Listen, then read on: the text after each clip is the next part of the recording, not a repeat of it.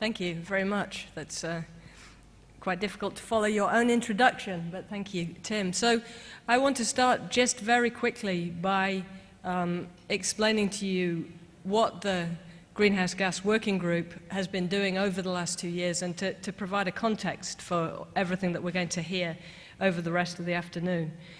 So as Tim said, 2 years ago, there was a fairly strong discussion at RT7, and following that, a decision to form a second Greenhouse Gas Working Group, there had already been one, to look at how the RSPO should deal with the issue of greenhouse gases.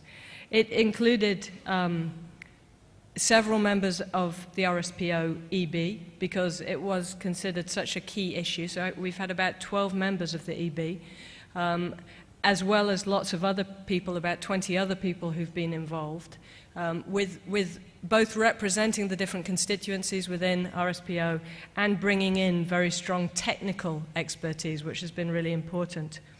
And we've had throughout co-chairs, which has been shared between civil society with Tim Killeen from Conservation International and Jeremy Goon representing the growers. So we've also had that all the way through. And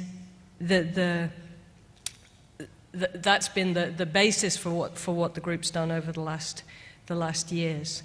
So the work program that we've had has been a combination of meetings and 6 ongoing work streams. As Tim said, one of the things that we agreed from the very beginning was that it was really crucially important to get factual information to feed into the working group so that we would be able to make decisions based on the information that we got.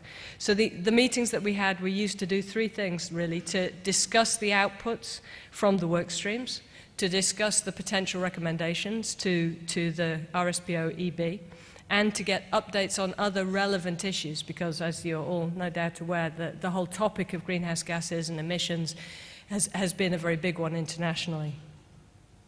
So there's been 6 work streams that have run over the whole 2 years. Work stream 1 was focused on emissions from operations, and particularly looking at coming up with a framework for monitoring and reporting on those, and we will hear about that next, and the tool that the group has developed for collecting that information. Work stream 2 was the peatland working group, which was a working group in its own right, looking at the issues of oil palm on peat, and there are a number of outcomes from that which were reported very fully in the cluster group on Monday, and one of the most crucial is a best management practice guidance, which is now going to be available for all RSPO members and others to use.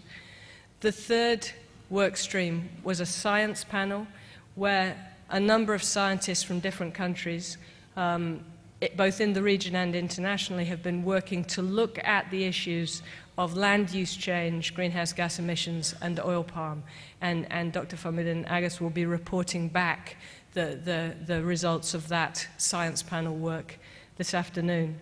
The fourth work stream was that area of policy, making sure that we kept informed of other policy initiatives, other things that were happening around the group. And then the 5th and 6th work streams were about voluntary action. So over this last year, we've focused very much on both producers and other members taking voluntary actions.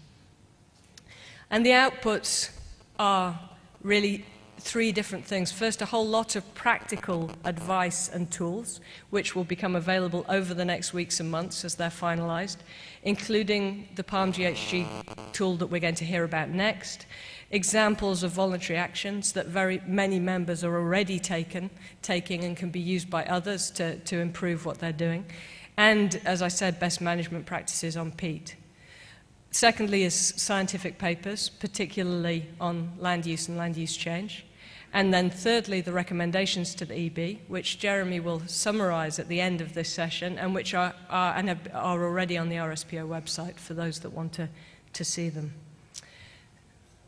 So with no more ado, I will hand over to the people who are going to report back on the work that we've done.